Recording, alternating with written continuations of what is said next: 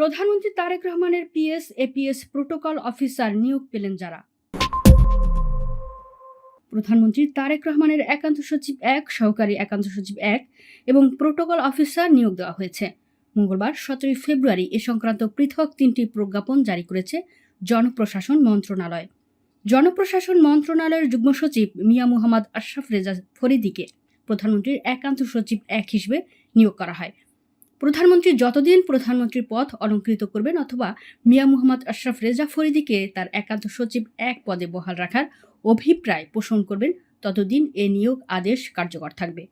প্রধানমন্ত্রীর অভিপ্রায় অনুযায়ী জনপ্রশাসন মন্ত্রণালয়ের সিনিয়র সহকারী সচিব মোহাম্মদ মামুন শিবলিকে প্রধানমন্ত্রীর সহকারী একান্ত সচিব ১ হিসেবে নিয়োগ করা হয়।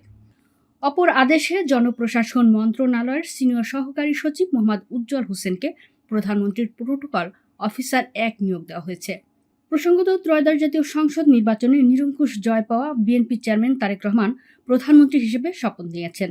মঙ্গলবার ১৭ ফেব্রুয়ারি বিকেলে সোয়া ৪টার দিকে তাকে প্রধানমন্ত্রীর শপথ বাক্য পাঠ করান রাষ্ট্রপতি মোহাম্মদ শাহাবুদ্দিন।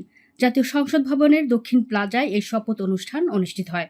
শপথ শেষে দুজনে হাত মেলান। ২০০১ থেকে ২০০৬ সাল পর্যন্ত সরকারে ছিল বাংলাদেশ জাতীয়তাবাদী দল বিএনপি। ২০ বছর পরে ত্রয়োদশ জাতীয় সংসদ নির্বাচনে জয় পেয়ে সরকার গঠন করেছে দলটি। এবারের মন্ত্রিসভায় নতুন মুখ আছে অনেকে, যারা আগে কখনো মন্ত্রী বা প্রতিমন্ত্রী হননি। প্রথমবার নির্বাচিত হয়েই মন্ত্রিসভায় জায়গা করে নেওয়া নেতাও আছেন। প্রধানমন্ত্রী তারেক রহমানও এবারই প্রথম মন্ত্রিসভার সদস্য হলেন। শপথ গ্রহণ অনুষ্ঠানে তারেক রহমানের স্ত্রী জোবাইদা রহমান এবং তাদের মেয়ে জাইমা রহমান এবং পরিবারের অন্যান্য সদস্যরা উপস্থিত ছিলেন। সাদা শার্ট ও কোট পরিহিত তারেক রহমানকে এ সময় অত্যন্ত আত্মবিশ্বাসী এবং প্রাণবন্ত দেখাচ্ছিল।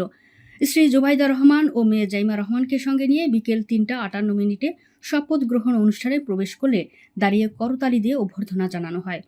এর আগে কয়েক মিনিট পরে রাষ্ট্রপতি মোহাম্মদ শাহাবুদ্দিন বিকেল ৪টা ৪ প্রধানমন্ত্রীর শপথ গ্রহণ অনুষ্ঠানস্থলে প্রবেশ করেন।